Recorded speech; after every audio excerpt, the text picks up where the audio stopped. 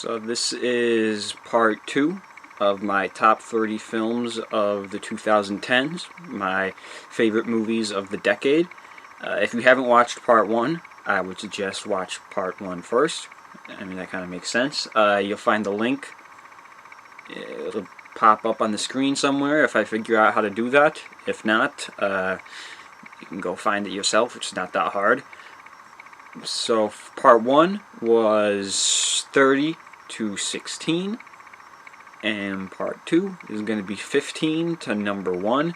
Now, in the last part I did mention how some of the 30 to 16 they might be interchangeable. Nothing was really set in stone, but now with 15 to number 1, I'm really getting down to the nitty-gritty, and 15 to number 1, it really seems locked in. There might be a little wiggle room, but, if you're talking about like 15, 14, 13, but it's a solid 10, kind of set in stone there. And looking at this top 15 is almost the best way to look at the decade in movies for me. And there's just a lot of movies here that I really liked, that mean a lot to me. And I mean, some of these aren't just my favorite movies of the decade. Some of these could hit top 10 of my favorite movies of all time. So I'll just start off with number 15, which is Toy Story 3. Again, Toy Story, they just knock it out. They just knock it out the park every time they make a movie. They've yet to disappoint me in any real way, as far as I'm concerned. I think my favorite Toy Story movie is probably going to be number 2. I think a lot of people are going to like Toy Story 1 the most, because that is the first one. A lot of times people may feel let down with sequels, but just to stay this consistent amongst 4 movies, it's something you never see. Usually by the time you get to movie number 3, you're already seeing the dip in quality, and by the time you reach movie number 4 and 5, it's just over. At that point, you're reaching like Terminator levels of bad sequels, and what's the point? Just stop. Quit trying. We don't care that Lyndall Hamilton's back. Just give up. Where was I? But yeah, so Toy Story 3. I didn't have Toy Story 4 on this list, because again, that's very recent. At least for me, it feels recent. I saw it last year. Boy, last year wasn't that long ago, but I saw it last year. I feel like I maybe might need to see it again. I only saw it the one time in theaters. I'm still kind of not sure how I feel about it and how I would rank it amongst the other movies, because it's something that you kind of need to sit on a little bit, in my opinion, because they're all so close.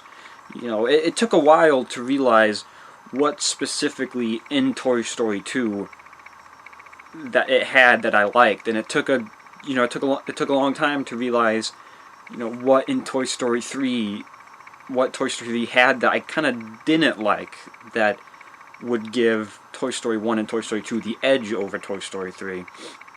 I think specifically with Toy Story 3, and it's kind of hard to explain, is what Toy Story 3 does more than the other two, and I'd say even more than the fourth one, is it kind of explores Toy World a little too much for me. And I know that's kind of like confusing and hard to say. Like, the stuff I like about Toy Story 1 and Toy Story 2 is, I guess, kind of like the scale, because you got these toys and they're interacting with what we consider the normal world, and if everything's scaled down stuff, and Toy Story 2 they're hiding underneath traffic cones.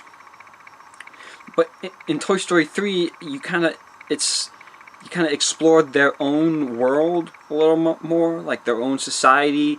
You see they have places they go to when they know humans can't find them. They're like setting up camps and air vents and stuff. They're playing like poker, and it just felt kind of off to me. Not kind of what I was looking for.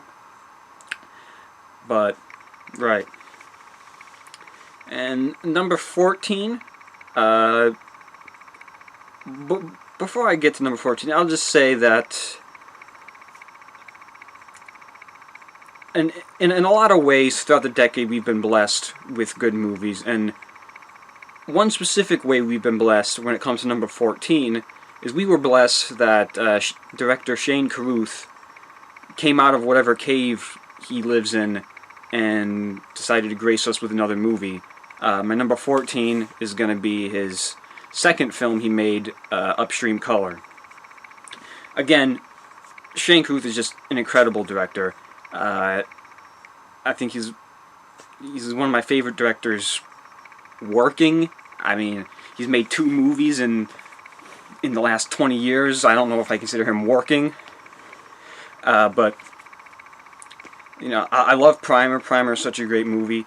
You know, time travel movie. Highly recommend it. Upstream Color wasn't... It's tough for me to say it wasn't as good as Primer.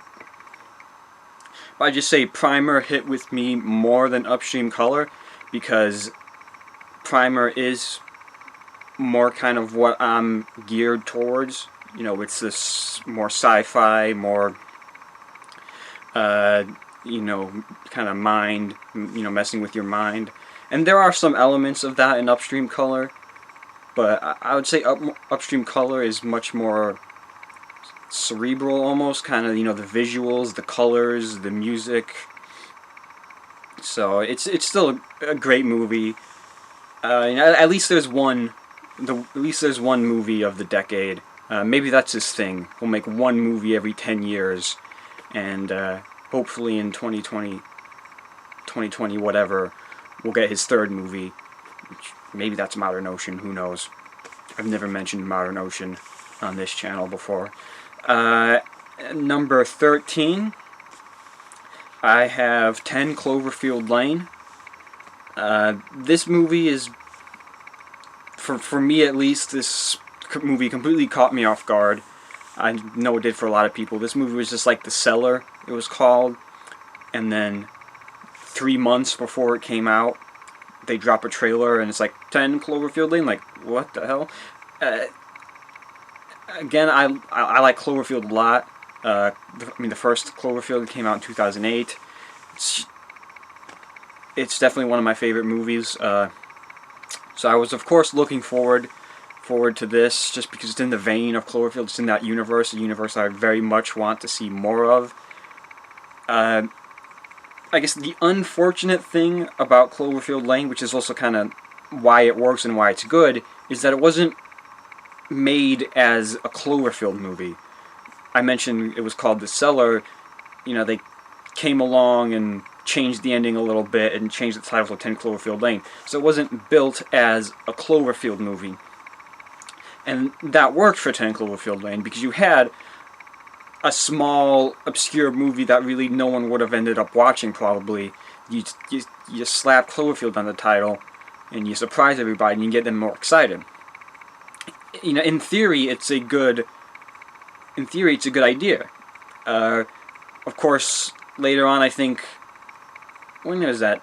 The next year, 2017, we kind of see the reverse of that with Cloverfield Paradox.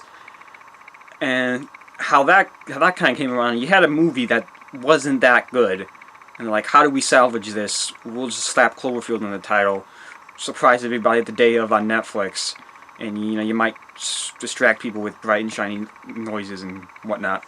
But I did end up liking Cloverfield Paradox, even though it did have a lot of problems, wasn't that great. It didn't make this list, obviously, but 10 Cloverfield Lane, it's really good. John Goodman is good. He's always good in what he is. Number 12, I have Super 8. This is one of the few movies, you know, it's much more, I want to say older, 2011, but it's one of the much more older movies that I vividly remember seeing the trailer and being excited for. I think I was watching maybe Iron Man 2 in theaters, and they had a trailer for Super 8, and you know, you saw J.J. Abrams, you saw Spielberg was attached. I think he was just like a producer at that point for that. but you're like, yeah, you know, come on. I mean, how could you go wrong? You know, you got J.J. Abrams directing, you got Kyle Chandler from Friday Night Lights, who's great.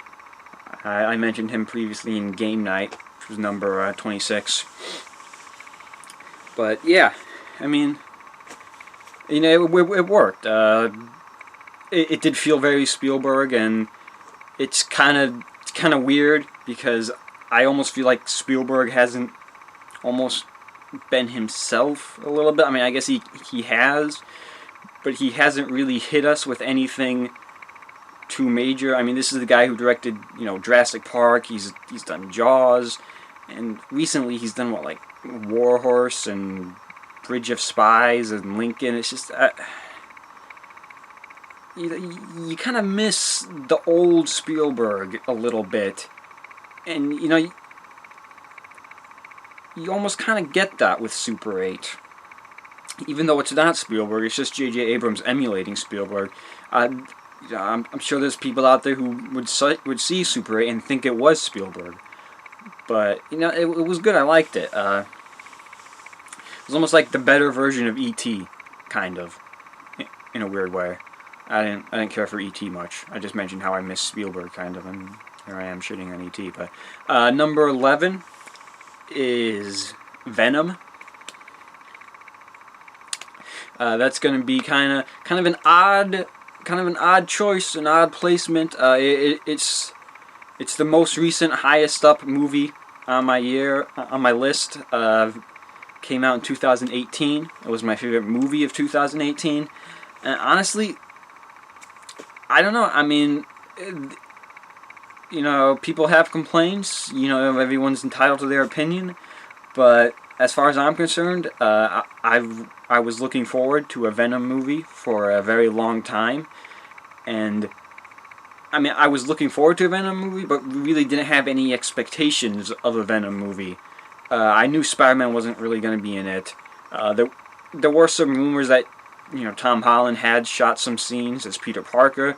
I guess they kind of shoved that away last minute, or maybe not last minute. I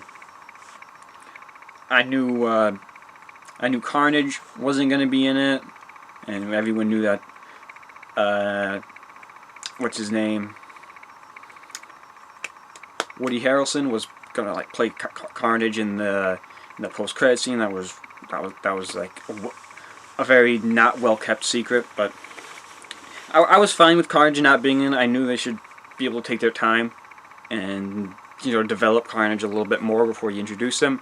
But really, I had no expectations of what I wanted in a Venom movie, you know, because I'm not like a big fan of the Venom comic books and reading this stuff and saying like, oh, I want them to do this, this, and this, just like in issue 477. No, I just wanted a good Venom movie, and as far as I'm concerned, that's what we got. I mean, maybe there's some guy out there who knows Venom really well and knows that character, has read every comic book Venom's ever showed up in, and this guy can come in and put the checklist and say, well, Venom failed because of this, and this, but I don't know the character, you know. I mean, I just see the Venom that I kind of grew up watching with the one of the Spider-Man animated stuff. I think it might have been, I think it was probably the 90s. I know I wasn't alive in the 60s watching Spider-Man comics, cartoons, but you know, it was the Sins of the Father arc, I think. You know, had Venom, had Carnage, Iron Man, and War Machine were there. I think even back then, those two weren't, you know, major players within the Marvel Universe. Dormammu was a villain, and Baron Mordo, I think. But that whole story arc was just great. I liked it a lot, and that kind of made me like the character of Venom. You know, I mean, I consider myself a fan of Venom, even though I don't know a lot about Venom. And it gets me a little bit closer to the one thing that I most want to see in a superhero movie, which is just Spider-Man and Venom teaming up to fight Carnage. I don't think we're going to get that in Venom 2. That's going to be a little disappointing.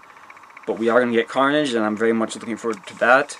I think he's a really good He's a really good villain in my opinion, and I'm super excited for Venom 2 coming out this year. Wow. What, October maybe? I think that's when the first Venom came out. I say first Venom like there's been a lot. Number 10, we have Logan. I'm a big fan of the X-Men stuff. I like the X-Men stuff much more than the MCU stuff. If this was a list for the 2000s, you'd see a couple more X-Men movies. But unfortunately, 2010s, there haven't been a lot of great X-Men movies. It's kind of died off a little bit from the high points of X-Men 1 and X-Men 2. And even First Class, which didn't end up making my list, because there's a lot of problems with First Class just because of how it handles continuity and kind of messes a lot of things up.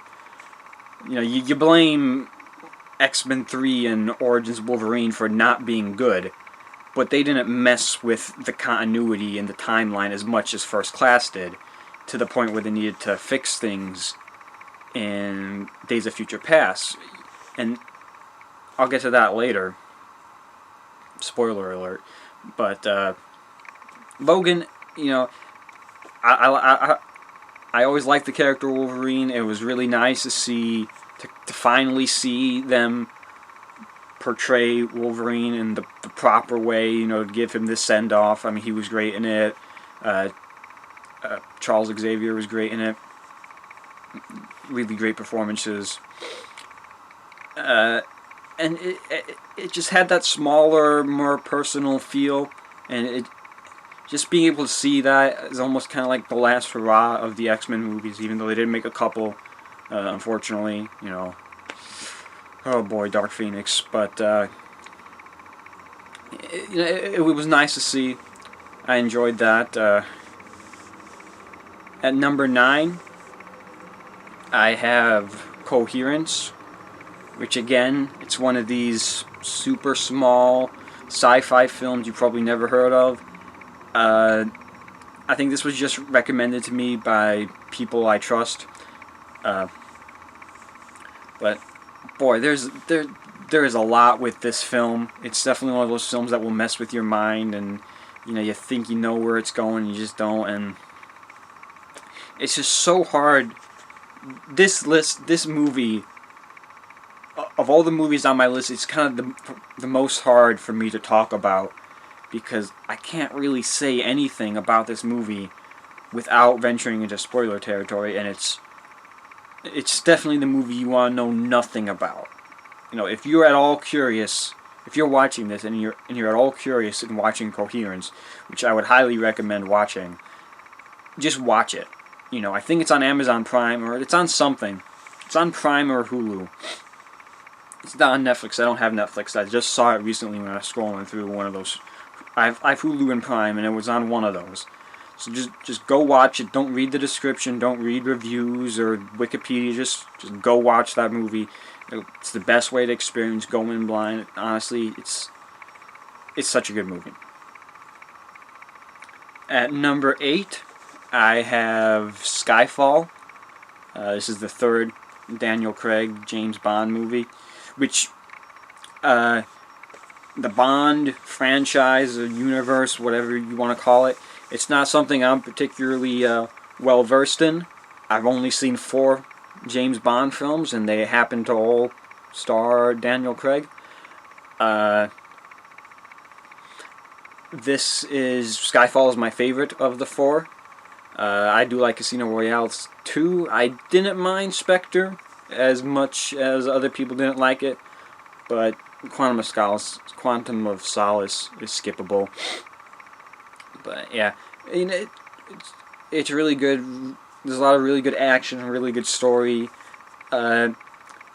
It's tough to say, you know, what I like about it as coming from the perspective of somebody who doesn't know Bond. But I know enough about Bond and the older movies to know I most likely wouldn't like them, because they are drastically different from this. But Skyfall kind of takes everything that I do like about this new modern Daniel Craig Bond and really, really exemplifies it. And I have heard other people think, people who people who are bigger Bond fans, who have seen all the Bonds, say Skyfall is the best one. So I think just hearing that adds a little more legitimism to that claim. At number 7, I have Blade Runner 2049. This is a movie. There's a little bit of infamy with this movie on this channel. To make a long story short, I had an 8-hour layover in Houston after like a 7-hour flight from Hawaii to Houston, and I was very tired and started recording a bunch of videos. I recorded it. I had previously mentioned. Recorded reviews for videos. I recorded a review for it. I recorded a review for Jeepers Creepers 3.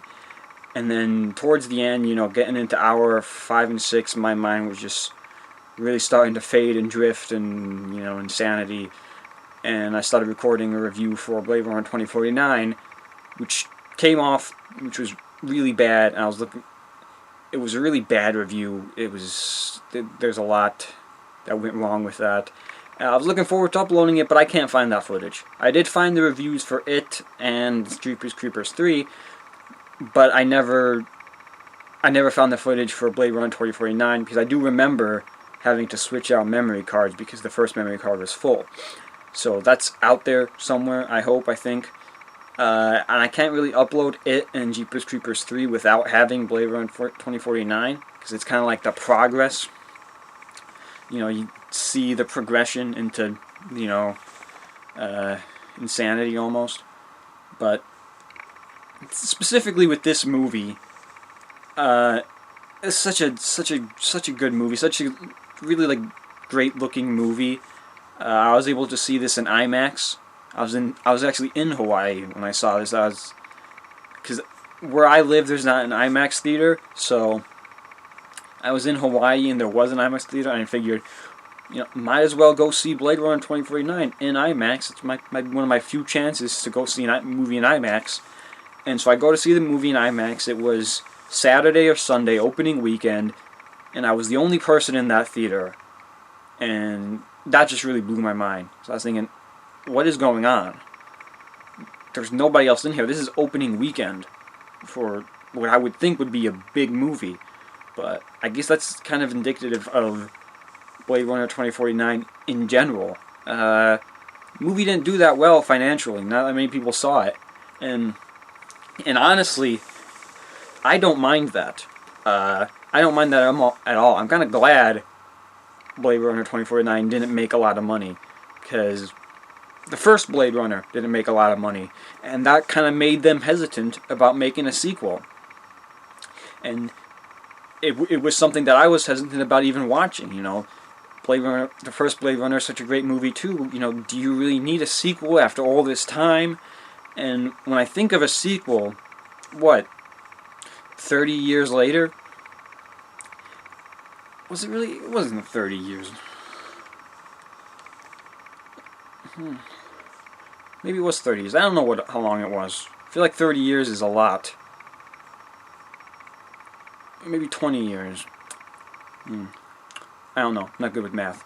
But anyway, when you make a movie so long, I kind of think of these other sequels that I feel like are too little, too late, like the Independence Day 2, Dumb and Dumber 2, Zoolander 2, Anchorman 2. It's just kind of like no one cares about these movies. No one wants them anymore. No one's left who really cared about the original that much. So I was kind of worried you'd get a little bit more of the same with Blade Runner 2049. And I am in a way kind of glad it wasn't financially successful, because they shouldn't make a sequel to this. They should at least leave this alone for another 30 years. Make Blade Runner 2075, and hopefully that'll be good too. But at number 6, I have Shin Godzilla. This is the 2016 Toho Godzilla. You know, Japanese. It was only in theaters in America for like a 1 day, I think. And I'm very glad I was able to see that movie because it is a really great movie, and it really shows you how to do Godzilla and how to tell a Godzilla story. Because something I hear a lot when people are talking about movies, you know, like I hear YouTubers saying this, is they talk about a movie like the 2014 Godzilla or the Transformers movies, and they talk about how, you know, the human storyline really kind of bogs the movie down and it doesn't really work, and like, let's just skip these humans, let's just focus on the monsters and the action. And when you do that, you kind of get Pacific Rim, which movie ends up being very hollow. But when you look at Shin Godzilla, wasn't it also called like Godzilla Resurgence or something, I think? But anyway, when you look at Shin Godzilla, it's really like, kind of disproves that, you know, because it shows that you can make a good monster movie, a good Godzilla movie, while still having, you know, human characters and a human story, because like the human story was good and interesting. And when you look at characters in particular, like, sure, it kind of didn't feel like there was any main character, you know. I mean, I think there was the one lady who spoke English and Japanese. I would say maybe she was the main character, if I'm remembering. It has been a while, but there wasn't really any main characters, but there were characters, there were humans, and you saw these humans and just dealing with this situation, and it reminded me of the 1953 something, I think 53, 54 maybe, the 1950s Godzilla, the first one, you know, one of the better ones too. I think this one in 2016, best Godzilla movies we've gotten, because 2014, the Godzilla and King of the Monsters, they're fun, you know, there's action, explosions, excitement, destruction, but it's hollow, it's empty. You know, it's like eating celery. It's not really giving you all that much. It's just the illusion of substance. And, you know, yeah, Shin Godzilla was a very great movie. I would definitely recommend people watch that too. And that's what I'm going to do with all these movies. You know, top 10 are great movies that people might not have heard of, might not have seen, but definitely check them out. Number 5 is Warrior. Now this is a movie that people have probably seen. I kind of look at the movies I've seen throughout my lifetime and kind of realize I don't watch sports movies all that much. I don't stay away from them as I might have done with war or horror or westerns. But I haven't seen a lot of sports movies, and it's just kind of like the way it happened, I suppose. I did see Field of Dreams. That's very good. But Warrior is a really great movie, and it's mainly just the performances. Tom Hardy is always great in whatever he's in. I'm a big fan of Joel Edgerton, and you got Nick Nolte, who's good. It's just, you know, I feel kind of almost like at a lack for words with some of these movies because it's hard to specifically like get in and analyze them. Like, I'm not a critic, you know. I mean, if you're looking for criticism and critiques and analysis of these movies, you've come to the wrong channel. I mean, you're here for daily Half-Life 3 updates. Let's not beat around the bush. I mean, no one's probably even watching this. But I'll say what I can. Warrior, it's good. You know, it's intense. It's raw. You know, there's a lot of emotion there. And it just comes down to the performances, really. Number 4, I have The Witch, which is 2016, A24. And again, this is just a great movie, a great experience watching this in theaters, because I previously mentioned that throughout most of my life I had tended to stay away from the horror genre in particular, almost kind of out of a fear of just like a fear of being scared. I don't really go for, jump scares and stuff. I don't need my heart racing during a movie. I'm not about that stuff, and so I stayed away from this. But then The Witch comes along, and I hear people I trust hyping up The Witch. And I'm seeing this trailer, and the movie looks ridiculous. I mean, the movie looks like the creepiest, scariest thing you'll ever see. And for some reason, I just say to myself, you know what? I'm just gonna watch this. I'm probably gonna regret it. I'm gonna hate myself for doing it, but I'm gonna watch it. And I watch it, and it's really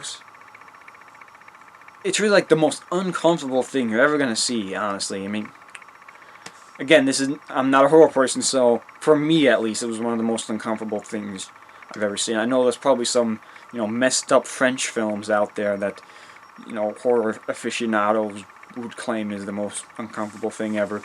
But it just generates this kind of feeling of unease. You're like sitting on the edge of your seat, kind of feeling like something big, something major is going to happen. You're waiting for the huge scare, and it never really comes. But it doesn't really matter that it never comes, because the story and the atmosphere and the characters and the dialogue, of course, is great.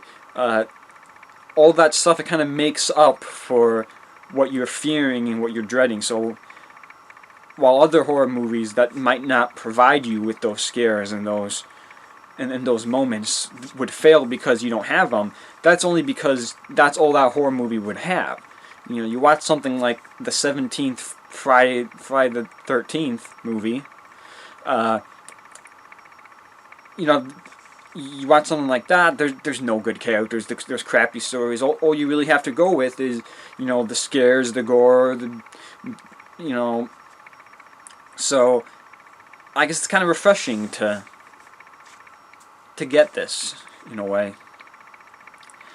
At number 3, I'm going to have The Dark Knight Rises. This might be an odd movie for some people to see high up on the list. Just like Venom, but Dark Knight Rises, I can't talk about this movie enough. I love this movie. I really do. It's my favorite Batman movie, my favorite of the trilogy. That in itself is a shocker, because people do hold The Dark Knight up to be this holy grail of Batman movies. But I love The Dark Knight Rises. It's really almost like someone sat down in a room and said, let's make a movie that Liam will love. That's honestly what it feels like. Because so many things that I love to see in movies, they just did. Like, I love monologues in movies, and literally every character, like the dialogue is almost monologues. Commissioner Gordon will make some big monologue, and then right after that, Alfred will make a big monologue, and Bruce Wayne will make a monologue in response to Alfred's monologue. And that the way it messes with time, the time jumps you see, that they're kind of subtle. You might not notice them. People will confuse the time jumps and the non-linear storytelling. I think non-linear storytelling, that was what I was talking about with Dunkirk. I don't think I said it like that, but that is what Christopher Nolan likes, non-linear storytelling. See, there is a lot of non-linear storytelling in The Dark Knight Rises that's kind of cleverly hidden, that people will chalk that up to like plot holes and problems with the plot. But it's not like that. You get like the desert setting and the snowy settings. I always like those specific settings. I like Mad Max has the desert apocalypse, and you have Thing where it's the isolated snow, so you get to see both of those. Of course, there's a nuke. I mean, anytime there's a nuke in a movie, I always just love that too, because whenever you see it, whenever there's a nuke in the movie, it's always used as the last resort. You know, you got a big monster destroying New York City. We've sent the army, we've sent airplanes, like, fuck it, we'll just nuke it. And then you nuke the monster, and that doesn't kill the monster, and you're like, well, now we're really screwed. So, anytime there's a nuke in a movie, I love that. And, you know, Bane shows up, he tries to nuke Batman, that doesn't even kill Batman. You can't kill Batman, not even with a nuke. You know, you can't kill Wolverine with a nuke. He had a nuke in the Wolverine, the first one, no, the second one. We don't talk about that, but again, just a lot of stuff. Even there's like a scene of people charging. You know, I like scenes of people charging each other, and you know, I like Lord of the Rings a lot, and it's just crazy. You know, you get in like a modern day movie, there's an army of cops and an army of mercenaries and criminals charging each other with guns, even though they should be shooting at each other, but whatever. I like the movie a lot. I could talk about this movie, just, you know, how well it ties back to Batman Begins, which I think is very underrated. I would say Dark Knight is better than Batman Begins, but I do have a lot of appreciation for Batman Begins. And then at number 2, this is a long video. At number 2, I had alluded to this. This is X-Men: Days of Future Past. Now, I mentioned I love the X-Men movies. This felt like the perfect kind of finale, swan song, whatever, tying things up. I really liked the mixture of the old cast and the new cast, and how you utilize them, and how, you know, utilizing them properly, because you have the older cast, which, you know, you're able to focus more on the story. With the older cast, you're able to focus more on the, you know, just the cool action. You get that side of things, because some of them aren't the best actors. I mean, you know, you get Anna Paquin in there, but, you know, while still being able to have a little bit of story, because you got Ian McKellen and Patrick Stewart, and they're able to have their story going on. And then you flash over to the new people, you know, McAvoy and Fassbender. Those are the, you know, that crew, those are the really good actors, and you get a lot of story stuff with them, while still having, you know, the moments of action, because you get some really cool, you always get some cool Magneto stuff. That's always one of the highlights of the X-Men, and obviously the Quicksilver scene in Days of Future Past, even though it's, in my opinion, trumped with the Quicksilver scene in X-Men Apocalypse. Despite the movie not being as good, Quicksilver scene is considerably better. But so I always like that kind of that even balance. You know, when you're in the future, you have a lot of action with still some good story in there, and then when you're in the past, you have a lot of story, some good action to keep you interested. You know, keep your attention. It really seems like the perfect superhero movie to me. And that might be kind of hard for me to say, especially when how much praise I give to The Dark Knight Rises. I feel like that's something I might... that's something that would be interesting to give a discussion about, comparing those two movies and how I would rank them. But yeah, I like The Dark Knight. I like X-Men: Days of Future Past a lot. I'm really trying to wrap this up a little bit, because boy am I out of breath. I need to relax a little bit. And then number 1, my favorite movie of the 2010s, favorite movie of the decade, that is gonna be Star Wars: The Force Awakens. I know half of you got really nervous when I said Star Wars. You were worried I was going to say Last Jedi or Rise of Skywalker, but no, I said Force Awakens, which still people might be like, what? I'll say this about Star Wars: Force Awakens. It's not only my favorite movie of the decade, it's my favorite movie of 2015, obviously, it would have to be, and it's my favorite Star Wars movie. I always liked Star Wars when I was a kid. You know, there was some big stuff that I liked, were like Star Wars, Indiana Jones, Jurassic Park, you know, Jumanji, Engine in the Cupboard. I liked what is it, Fantasia.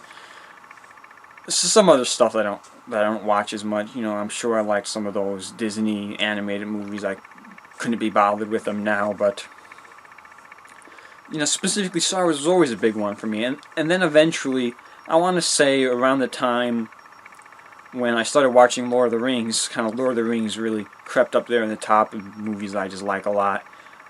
And I think that's almost around the same time that I started to look at movies a little more critically, and you know, specifically what I like in these movies and what I don't like, looking beyond just explosions and dinosaurs and fighting.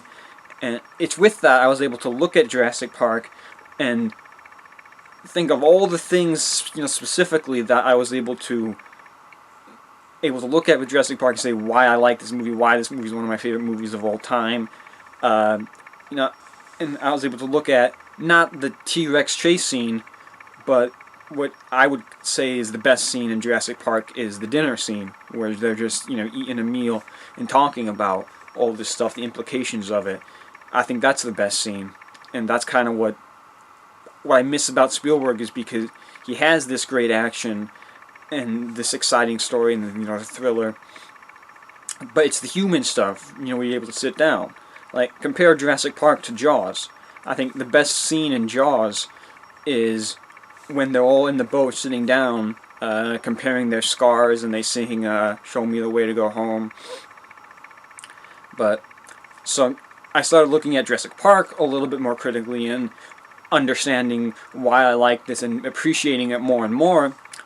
But then on the other side of that coin, I started looking at Star Wars a little bit more, and looking at Star Wars a little bit more critically, but on the opposite spectrum of that. You know, finding problems like, this isn't that good. I mean, you know, and at that point, Star Wars had included Phantom Menace for me, and eventually, you know, Attack of the Clones. And I ended up looking at these movies and like, that's not that good, you know. A New Hope is kind of slow in the beginning. It's kind of boring. Mark Hamill's not that great as Luke Skywalker. And then I have a look at Return of the Jedi and saying, you know, I have a lot of problems with Return of the Jedi, and the wasted potential in there. You know, we don't really get any follow-up with Lando, and you know how he betrayed everybody and started dressing like Han Solo. Speaking of Han Solo, they don't have anything for Han Solo to do for the entire movie. They don't really have anything for Leia to do in the entire movie. You know, Return of the Jedi just kind of seems like they had a solid plan for how Luke and Leia were going to break out Han, and at that point they're like, what do we do now? I don't know, another Death Star. It just seems like they had a good plan for the first bit of their movie, and then for the rest of the movie they had no idea what they were going to do. I think they spent too long on Endor also. I would have liked maybe another planet thrown in there. And I don't even mind the Ewoks. I do kind of like what they were attempting there, with going on this planet and finding this indigenous species and trying to work with it and communicate with it. I feel like it's stuff that Star Trek would do frequently, which would draw me to Star Trek more. But you know, I'm not going down that rabbit hole. I've got enough to do. So I'd almost become, I don't want to say disillusioned by Star Wars, but that's kind of what it is. It's just being able to take a harder look at these and think like it doesn't really hold up. And of course, I mean, especially the prequels, you know, they definitely didn't hold up. I'm not going to talk about the prequels. If you want to hear someone talk about the prequels, go watch Red Letter Media. They've said all there is to say. I mean, if you're not going to say something that they haven't said, don't say it about the prequels. I mean, honestly, because what's the point? You're wasting breath here. And then when you get to Force Awakens, I was able to watch that, and now having changed with that, you know, with thinking more critically with movies, I was able to watch The Force Awakens and kind of said, like, I do like this. I can like this. I can, you know, I mean, sure, it might be a little similar to New Hope, I don't really have a problem with that, because maybe New Hope wasn't all that good in the first place. So maybe they just did A New Hope better, and I feel like it's almost the reverse of it. It's almost the reverse of what people's problems are with Star Wars, because people watch these new movies like Last Jedi and Rise of Skywalker, and they say, really their problem with these movies is they don't feel like they did watching it as the kid. But for me, it's almost like I watch Force Awakens, and I do feel like I did as a kid. Except there's that grown-up element to it that can, legitimize it and say, like, well, you're not just liking this because of nostalgia. You're not just liking this because of, because you're a Star Wars fan. You grew up with this at your childhood, like whatever, all this stuff you can say. And yeah, I think it's kind of sad to say that in the long run, when you do add everything up with Last Jedi and Rise of Skywalker, which are both movies that I did enjoy, I did like, I did end up liking Last Jedi and Rise of Skywalker, both of those movies. But when you look at those movies and you start to analyze things, it kind of hurts the legacy of Force Awakens. For me, at least, because there's a lot of things that didn't happen within these movies that, maybe Force Awakens was that movie for them to happen. But I have to stand by, liking this movie, and I can't go back and change, no matter how they are, Force Awakens came out first, right? So I have to look at that from the viewpoint of it coming out first. So I gotta say that it's the fault of Last Jedi and it's the fault of Rise of Skywalker for not doing these things. But it kind of sucks now, because you gotta look back and you say, well, we never got a scene with Han and Luke. Maybe they should have had that in Force Awakens. Never had a scene, like, maybe Lando should have been in it more. We barely got any Lando, hardly, not enough Lando in Rise of Skywalker. Maybe they should have had Lando in there. Why couldn't they have given Wedge a bigger role? Promote him a little bit. It's all this stuff that, you watch Force Awakens and you're thinking, hopefully they're going to do these things, that we would get some legitimate stuff with Luke and Leia. We would get, like, one small scene between Luke and Leia. And, I get it, the unfortunate stuff with Carrie Fisher, you couldn't really rectify that in Rise of Skywalker, but still, you could have had stuff with Luke and Leia in The Force Awakens. You could have had more in The Last Jedi. I don't know. But I guess I'm sticking firm with Force Awakens, because I do have to kind of view it in that regard, as it happened first. You can't go back and change time. It was up to the people who followed Force Awakens to maybe include stuff that Force Awakens didn't. Because honestly, now that the whole trilogy is done, I look back and I think, man, I really wish we got a movie that was just Luke, Han, Leia, Lando, Chewie, R2-D2, C-3PO. What was wrong with that? Why couldn't that have been the movie we got? I mean, I understand you gotta introduce new characters. You can introduce new characters kind of in the side, supporting the old characters, and then, like, pass the torch, because that's like the phrase you hear, is the passing of the torch. And there was no passing of the torch. Rey and Finn and Poe, they show up holding the torch, and it's like, hey, remember, see this? I remember when you guys had this, but I have it now. Oh well, sucks for you. And I don't know. But that's more my opinions on the sequel trilogy in general. Because when I look at it as a whole, there's definitely problems. But when I compare the individual movies, they hold up a little bit more. And people always say, maybe they should have planned it more, and I agree. They should have planned it more, but they didn't have to plan it. Because you hear a lot of cop-outs now, like they should have planned it. But really, it just comes down to making a good movie. And taking it one step at a time. You know, don't start writing movie number 2 before you've like even seen movie number 1 and not really connecting anything. Because look at Toy Story. You got 4 good Toy Story movies, and they didn't plan any of this out. They just took it one movie at a time. I think the real problem with the sequel trilogy was a lack of time.